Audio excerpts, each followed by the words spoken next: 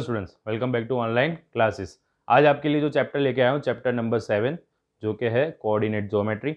अब हर एक चैप्टर से पहले हम आपको डिस्कस करेंगे आपके साथ कि भाई ये चैप्टर आपके लाइफ में कहाँ यूज़फुल होने वाला है। जैसे इस चैप्टर की बात करें तो ये यूज़ होता है, जैसे जो गेमिंग बनाते हैं ना, उसमें बनाते हैं ये लोग ग्रिड पे, तो वहाँ पे यूज़ होता है। कंस्ट्रक्शन में इसको यूज़ हो सकता है शॉर्टेस्ट डिस्टेंस फाइंड करने के लिए। तो ऐसे प्रैक्टिकल लाइफ में इसका यूज़ होता है, क्योंकि हमें पता होना चाहिए हम जो पढ़ रहे हैं वो कहाँ पे यूज़ होने वाला है। वो ज़्यादा इंपॉर्टेंट है, सिर्फ पढ़ना ज़्यादा इंपॉर्टेंट नहीं है। और हमारी एजुकेशन सिस्टम की तो अभी बात नहीं करेंगे, मतलब क्रिटिसाइज नहीं करेंगे, पर काफ़ी मतलब इसमें प्रॉब्लम है, उसके ऊपर एक जल्दी एक वीडियो लाऊंगा। अभी हम शुरू करते हैं ये चैप्टर। तो सबसे पहले जो कोऑर्डिनेट ज्योमेट्री, आपका जो फर्स्ट एक्सरसाइज जो है वो पूरा ये फॉर्मूला पे है, डिस्टेंस फॉर्मूला। डिस्टेंस फॉर्मूला मतलब क्या है कि समझो कि कोई भी एक प्लेन है, जैसे समझो कि ये आपका जो ग्राफ होता है ऐसे एक्स एक्सिस और वाई एक्सिस में, तो यहाँ पे एक्स और वाई एक्सिस के बीच में यहाँ पे कोई एक ऐसी दो पॉइंट है, एक ए पॉइंट है ये वाला और ये वाला है बी पॉइंट। ए पॉइंट के जो कोऑर्डिनेट्स है वो है x1 y1, बी के है x2 y2। अब उनके बीच का जो आपको शॉर्टेस्ट डिस्टेंस फाइंड करना है, तो ये उसका फॉर्मूला होगा ए बी अंडर रूट इसका, जैसे x1 है x1 minus x2 whole square plus y1 minus y2 whole square. Okay, जो फॉर्मूला बहुत ही इजी है, उसको कुछ ज़्यादा दिक्कत नहीं होगी याद करने में। यहाँ पे एक सम पहले हम करते हैं जिससे आप इजीली इसको समझ सको। यहाँ पे आप इसको भी x1 y1 ले सकते हो, इसको भी x2 y2 ले सकते हो। बच्चे क्या गलती कर देते हैं, x1 और x2 ले लेते हैं। ये गलती मत करना। एक x और एक y होता है ना कोऑर्डिनेट, आप 9th स्टैंडर्ड में भी पढ़े हो। हमेशा क्या होता है, एक x का कोऑर्डिनेट होता है, एक x का कोऑर्डिनेट होता है, एक y का। ठीक है, तो x1 y1 आएगा और एक यहाँ पे x2 y2 आएगा। ये चीज़ ध्यान रखना, गलती से x1 x2 y1 y2 मत ले देना, पूरा रॉन्ग हो जाएगा सब। तो हम यहाँ पे ले रहे हैं 2 minus 4 square plus 3 minus 1 square. 2 minus 4 क्या होगा, -2, और यहाँ पे सिर्फ 2। अब पावर इवन है तो माइनस चला जाएगा, तो 2 का स्क्वायर 4, इधर भी 2 का स्क्वायर 4, और 4 प्लस 4 क्या होगा 8। अब आपको याद रख ही देना है, पूरे 10th स्टैंडर्ड में मैंने बोला था √8 बहुत बार आने वाला है, तो √8 मतलब 2√2 लगा देना है, बात खत्म। तो ये हो गया आपका आंसर। अगर यहाँ पे आपको कोई बोला नहीं है, मतलब कि ये कुछ भी यहाँ पे वैल्यू, तो यहाँ पे इसके पीछे आप लिख दोगे यूनिट्स। ठीक है, सेंटीमीटर ऐसा कुछ हमें मालूम नहीं है, तो हम पीछे लिखेंगे यूनिट्स। ओके, तो ये हो गया हमारा आंसर। अब यहाँ पे एक दूसरा क्वेश्चन मैंने रखा है जिसमें मैंने वैल्यू नहीं ली है। मैंने क्या रखा है, A B minus A minus B, इस तरह से रखा है। तो इसका भी डिस्टेंस फॉर्मूला से करना है, तो मेथड आपको सेम करनी है। आप इसको x1 इसको y1 समझ लो, इसको x2 और इसको y2 समझ लो, मतलब कि a माइनस और इसका वाला माइनस a इसका स्क्वायर प्लस b माइनस इसका वाला माइनस स्क्वायर। तो होगा क्या, ये माइनस माइनस प्लस हो जाएगा, तो a प्लस ए इसका square plus b plus B इसका स्क्वायर। अब a प्लस ए क्या हो जाएगा 2a, और इसका 2b। 2a का स्क्वायर क्या हो जाएगा 4a square plus 4b square. अब इसमें से 4 बार रूट में उससे बाहर निकल जाएगा तो 2 हो जाएगा, तो फाइनल आंसर इसका बनेगा 2√a square plus B square. दिख रहा है ना। तो यहाँ पे 4 जो है वो रूट के बाहर निकल गया, दोनों में से कॉमन, और रूट के बाहर 4 का क्या हो जाएगा 2, इसलिए मैंने 2 लिखा है। और बाकी ए स्क्वायर प्लस बी स्क्वायर तो अंदर बचेगा ही। अब आप लोग सोचोगे ए स्क्वायर को भी बाहर निकाल लेते, तो ये दो प्लस में है ना, इसलिए नहीं निकल सकता। अगर सिर्फ 4a स्क्वायर होता तो हम बाहर निकालते और 2a हो सकता था, पर यहाँ पे प्लस में है तो इस वैल्यू को हम ऐसे रूट के बाहर नहीं निकाल सकते। ओके, समझ गए। अब इसमें अलग अलग वैरायटी, क्या अलग अलग टाइप के सम आ सकते हैं जिसमें डिस्टेंस फार्मूला यूज़ करना है, पर उसके डिफरेंट टाइप्स। तो पहला जो है, जो मैंने यहाँ पे लिखा है, कैसे आपको 3 पॉइंट दिए है और आपको बताना है कि वो कोलिनियर है या नहीं। ठीक है, तो जैसे हम ये 3 पॉइंट को नाम दे देते हैं कि ये A 1 5, ये B 2 3, और ये C -2 -11। ठीक है, तो यहाँ पे इसको आपको सॉल्व करना है, तो सबसे पहले इसको मतलब कोलिनियर प्रूव करने के लिए आपको क्या करना पड़ेगा कि ए बी का डिस्टेंस फाइंड करो, बी सी का डिस्टेंस फाइंड करो और ए सी का डिस्टेंस फाइंड करो, और फिर कोई भी दो का प्लस तीसरी जो साइड आती है हमारी, तीसरा जो हम डिस्टेंस फाइंड करते हैं उसके इक्वल आना चाहिए तो ही कोलिनियर है, वरना कोलिनियर नहीं है। ओके, तो हम ए बी पहले फाइंड करते हैं। अब तो समझ गए, तो फॉर्मूला लिखने की ज़रूरत नहीं मुझे, तो 1 minus 2 square plus 5 minus 3 square.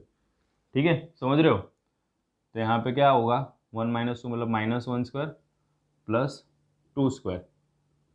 अब मैं यहाँ पे √5 लिखूँ तो आपको समझ आ जाना चाहिए कि 1 यहाँ पे 1 होगा इसका स्क्वायर, इसका 4, इसलिए √5। वैसे हम BC की वैल्यू फाइंड करेंगे तो आएगा 2 माइनस माइनस प्लस 2 स्क्वायर। आप डायरेक्ट मत लिखना, ठीक है, मैं यहाँ पे सालों से कर रहा हूँ और यहाँ पे अभी स्पेस की कमी है, इसीलिए मैं ये माइनस माइनस 11 ऐसे डायरेक्ट अभी लिख रहा हूँ, पर आप हर एक स्टेप प्रॉपर करना। तो 2 + 2 मतलब कि 4 का स्क्वायर 16 प्लस 3 + 11 14 का स्क्वायर 196, तो ये आएगा 212। अब AC फाइंड करना है आपको, मतलब कि -2 + 2 स्क्वायर प्लस 5 + 11 स्क्वायर, मतलब कि ये तो 0 हो जाएगा, और ये 16 का स्क्वायर मतलब कि यहाँ पे फिर 16 ही आएगा। अब यहाँ पे क्या होगा, अगर इसको हम रूट में रहने देते हैं अगर फॉर एग्जांपल, तो 256। तो अभी देखो कोई भी 2 का प्लस तीसरे साइड जितना होगा ही नहीं, पॉसिबल ही नहीं हो रहा है यहाँ पे, ठीक है। तो यहाँ पे मतलब कि सोचो कि वही जो सबसे बड़ी साइड अभी आपको ये दिख रही है, तो AB + BC सबसे बड़ी साइड के इक्वल बाकी दो साइड होनी चाहिए, वो नहीं हो रही, therefore it is not collinear. Easy. और अगर आ जाता तो हम लिखते इट इज़ कोलिनियर। ओके, अब यहाँ पे एक और ये टाइप का क्वेश्चन आ सकता है कि जिसमें आपको 4 वैल्यू दी है और ऐसा बोला है कि एक क्वाड्रिलेटरल के 4 पॉइंट है, आपको इससे आपको बताना है कि इसका टाइप क्या है क्वाड्रिलेटरल का। तो इसका टाइप बताने के लिए हमें चारों साइड फाइंड करनी पड़ेगी, और चारों साइड हम ऐसे डिस्टेंस फॉर्मूला से फाइंड करेंगे। अगर सामने सामने वाली साइड सेम आएगी तो फिर रेक्टेंगल, चारों सेम आएगी तो स्क्वायर, ठीक है। तो इस हिसाब से यहाँ पे हम लॉजिक लगाएंगे। तो पहले AB फाइंड करना है -1, और ये -1 स्क्वायर प्लस -2, तो ये -2 का स्क्वायर प्लस -2 का स्क्वायर, मतलब कि 4 + 4 मतलब इसका आंसर √8 आएगा, ठीक है। तो इसको √8 को हम क्या लिखते हैं, वो काली काली आंखें 2√2, 2√2, ठीक है। और यहाँ पे वैसे ही BC का फाइंड करेंगे। अभी मैं सबका फाइंड नहीं करूँगा, मैं आपको बता दे रहा हूँ कि CD का भी फाइंड करेंगे तो भी 2√2 आएगा, AD का फाइंड करेंगे तो भी आंसर 2√2 आएगा। आप वेरीफाई करने के लिए कर सकते हो। तो चारों का सेम टू सेम आ रहा है मेजर, मतलब कि क्या हो गया, AB BC CD और AD चारों चार सेम है, हैंस इट इज़ स्क्वायर। अब आप लोगों में से कुछ लोग सोच रहे होंगे कि फिर इसको तो रोम्बस भी बोल सकते हैं, तो रोम्बस भी बोल सकते हैं, पर हम बेसिक शेप में ज़्यादा यहाँ पे लिखना है हमें सिर्फ स्क्वायर रेक्टेंगल, तो इसलिए हम यहाँ पे स्क्वायर लिखेंगे, ठीक है। आपको रोम्बस लिखना है कोई दिक्कत नहीं। चलो देखो, find the point on x axis which is equidistant from this point and also this point. इसको हम A और B पॉइंट बता देते हैं, और जो एक्स एक्सिस पे पॉइंट है उसको हम सपोज करते हैं let that point is CX, 0। X axis पे देखो, यहाँ पे मेन जो ट्विस्ट है ना वो यही है कि वो एक्स एक्सिस पे, और जब भी कोई पॉइंट एक्स एक्सिस पे होता है तो सीधी बात है कि उसका वाई कोऑर्डिनेट क्या होगा, 0 होगा। वो एक्स एक्सिस पे तभी लाई करता है ना, तो इसलिए हमने वाई वाला उसका कोऑर्डिनेट 0 लिया है, और एक्स एक्सिस पे जो है वो पॉइंट हमें पता नहीं, उसको हमने एक्स सपोज किया है। अब यहाँ पे ऐसा बोले वो इक्वी डिस्टेंट है, मतलब कि AC और BC ये सेम है, ओके। तो AC मतलब उसका अगर हम लगाए ये डिस्टेंस फॉर्मूला, तो 2 - x square plus -5 - 0 square equal to BC। तो यहाँ पे -2 - x प्लस 9 - 0 स्क्वायर। अब देखो दोनों तरफ रूट है, मतलब यहाँ पे अगर मैंने AC की जगह पे डायरेक्ट दोनों साइड स्क्वायर कर दिया होता तो भी रूट नहीं आता, और यहाँ पे दोनों साइड रूट हटा दे तो भी अब स्टेप यहाँ पे ऐसा आएगा यहाँ से कि हम रूट दोनों साइड हटा दे रहे, इसको इवेल्यूट करते हैं अंदर 2 माइनस एक्स स्क्वायर को, तो 4 माइनस 4x, क्यों, a माइनस बी का होल स्क्वायर है तो A square minus 2ab plus B square के हिसाब से इसको सॉल्व कर रहे हैं, इसीलिए माइनस 5 का स्क्वायर मतलब कि 25, रूट दोनों साइड से हटा दिया है, ठीक है। यहाँ पे 4, फिर यहाँ पे है ना एक चीज़ है कि आप मिडिल टर्म यहाँ पे प्लस में लिखोगे और 9 का स्क्वायर आएगा 81, ओके। अब तो यहाँ पे x और कैंसिल, अब 4 कैंसिल, अब minus 4x plus 25 equal to 4x plus 81 बचा, ठीक है। अब कुछ जो हमारे चमन जैसे स्टूडेंट है उनको ऐसा डाउट होगा कि x स्क्वायर क्यों कैंसिल हो गया, तो बीच में इज इक्वल टू है ना, तो सेम कैंसिल होगा, साथ साथ में होते तो प्लस माइनस वाला होता है तो कैंसिल होता है, ठीक है। अब यहाँ पे आपको एक साइड करना है, तो ये माइनस 4x, ये minus 4x equal to 81 minus 25, तो माइनस 8x। अब इसमें से हम 81 में से 25 हटाएंगे तो 56, x इक्वल टू माइनस की साइन सामने दे रहे 56, 8 डिवाइड में मतलब क्या फाइनल आंसर बनेगा हमारा -7। तो ये तो हमें मिला क्या, x हमें मिला -7, हमें तो वो पॉइंट फाइंड करना था, तो यहाँ पे x ही जहाँ पे रख दो तो -7,0 ये हमारा फाइनल आंसर, क्योंकि हमें तो पॉइंट फाइंड करना था, ओके। तो यहाँ पे भी बच्चे क्या गलती कर देते, यहाँ तक पूरा सम राइट कर देते, अब खाली इतना नहीं लिखते, उसके लिए वो 1 मार्क चला जाता है। तो ये ऐसी छोटी छोटी चीज़ों का भी ध्यान रखता होता है, ओके। तो समझ गए ये। अब यहाँ पे next, find a relation between x and y such that the point x, y is equidistant from this 2 point. मतलब इसमें देखो ध्यान से पढ़ो, क्या बोला है, ये रिलेशन फाइंड करना है आपको, इसमें वैल्यूज फाइंड करने की नहीं बोली है। तो x और y की वैल्यू नहीं फाइंड करनी, आपको उसको एक रिलेशन में लाना है। तो यहाँ पे हम जैसे इसके जैसे ही सम करते हैं, इसको a बोल देते हैं, इसको b बोल देते हैं और इसको c बोल देते हैं, और यहाँ पे AC इक्वल टू BC आपको दिया हुआ equation.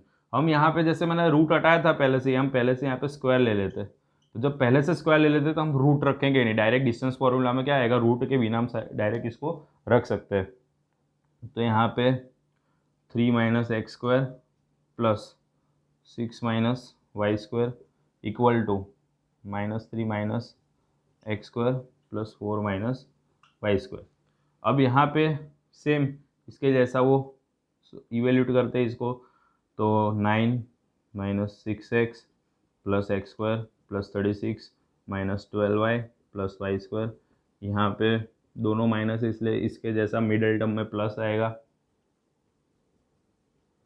Plus 16 minus 8y plus y square, y square x square cancel, क्योंकि इज इक्वल टू के सामने सामने सेम टर्म है। अब यहाँ पे दुख और एक 9 भी कैंसिल हो जाएगा, और कुछ कट हो रहा है, नहीं हो रहा। यहाँ पे गलती से -6x और +6x कैंसिल मत करना, क्योंकि वो इज इक्वल टू के आमने सामने, एक तरफ होते तो कट हो सकता था, तो इसलिए अब इनको एक तरफ लाएंगे हम।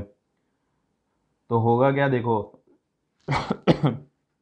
ये इस तरफ आएगा तो ये -6x हो जाएगा ये वाला, और ये वाला -6x तो था ही आपके पास, फिर -12y ये वाला, और ये -8y इस तरफ आ रहा है तो ये +8y, फिर ये 36 आपका था और 16 इस तरफ आएगा तो माइनस। तो यहाँ पे देखो -12x -4y plus 20 equal to 0।